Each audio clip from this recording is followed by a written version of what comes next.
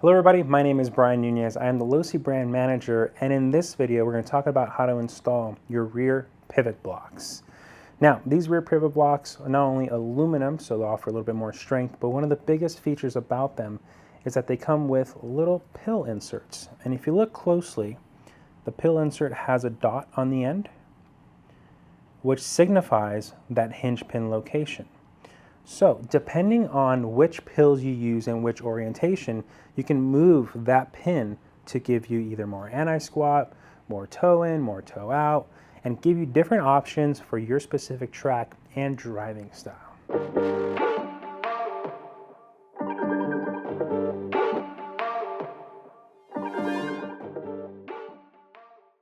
First thing we're going to do, just to make life a little bit easier on us, we'll remove the body. Kind of flex that around the gear cover and pull right out. We'll flip this over, and the first thing we're going to do is get rid of these 4 transmission bolts here. Grab our 1.5 millimeter wrench and start the removal process. So now that this one comes off, the bumper will slide directly straight back. I'll give you a close-up view here. Bumper comes straight back like so, and it will bring back the hinge pin with itself. One thing you'll see is that on the stock part, it's actually embedded with an aluminum piece for strength. Set that aside. And the next thing that I will recommend doing is just keep making sure that these hinge pins do not fall out of the arm or don't lose those. So you can either grab some needle nose pliers and pull from the pin back, grab the pin, pull it back, and now your arm should be free to move out. So in order to get this pivot block out, you kind of need to flex the transmission so you can see out, and you see that it pops right out. There you go. Just like so. So now that we have all the stock components out, we'll go ahead and set up the pills into our pivot block. Now, again, you have options, and just in case you're wondering, we'll put an item link in the description, but if you happen to lose one of these or break one of these, you don't need to buy this entire kit in order to get these. We'll sell these individually so you can have those in your toolbox handy to make any tuning adjustments you might need. So just to kind of keep our setup super neutral, we're going to move the ones with the hole towards the top away, and we're just going to keep the ones here. I'll show you guys a close-up of this, but as you can see, the hole's right in the center, or that indentation's right in the center, which is kind of the neutral setting, which is right in the center there.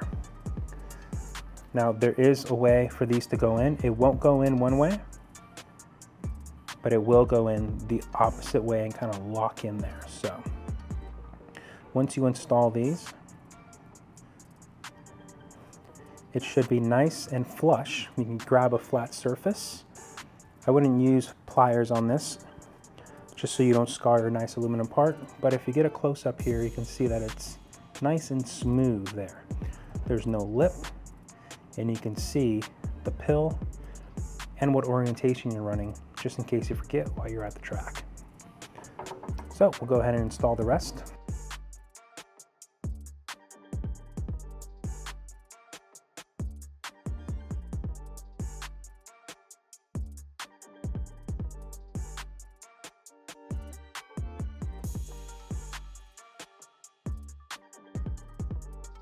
We'll grab our car back,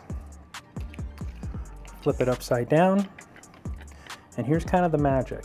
You're going to kind of need to balance all this when you install it. So put the hinge pins in. Those should have just the amount of friction to kind of stay in. And we will grab the inner block. Noticing the orientation, it's actually cut out for the chassis there. And for the holes, with the pinholes facing towards the pin. There's kind of a balancing act here, but you gotta have to flex the chassis, flex the transmission, I'm sorry, out.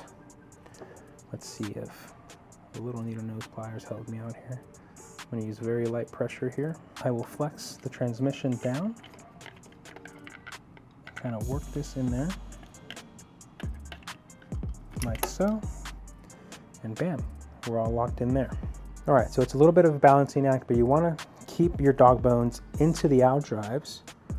Let me spin this one. Looks like this one already popped out. If it does, it's no big deal. Just kind of spin it until it locks in. Keep the pressure kind of on the outside. Grab your hinge pins, and these hinge pins should work into those pills, into the pivot block, like so.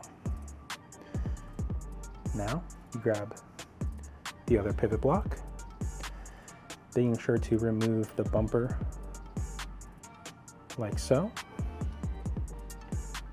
And this bumper just replaces that on its own.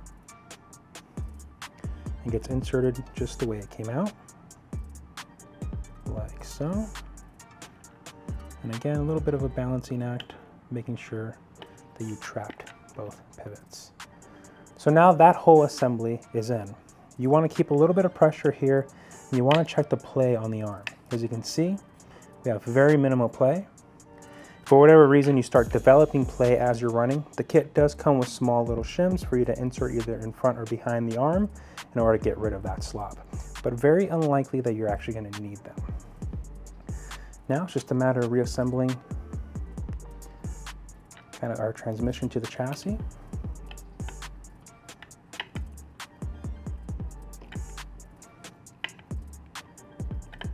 And as I'm screwing this on, again, the key thing to these aluminum pivot blocks is not just the fact that they're aluminum, although that does offer some strength. It's also that they're adjustable. You're able to adjust your toe and your anti-squat. So if you're really interested, one of those racers that wants to push yourself for faster lap times, go ahead and look at what anti-squat does in an RC car, what rear toe does to an RC car, and then you can kind of research kind of what's best for your driving style and your specific track. Just know that when it comes to tuning an RC car, or even a real race car for that matter, there's never a perfect setup. Everything's always give and take. If you add a little bit more here, it's gonna do this better, but do this worse. What again, you're trying to do is find the perfect balance of a race car that's suited for your driving style and the track condition that you're racing on. Last screw here. Now that these are on, we'll go ahead and just make sure we snug all these up using kind of a cross pattern here.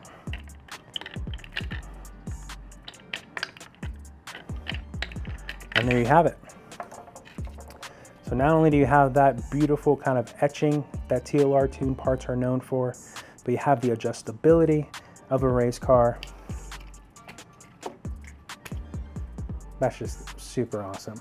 So with that being said, that's it for the installation of the rear pivot block.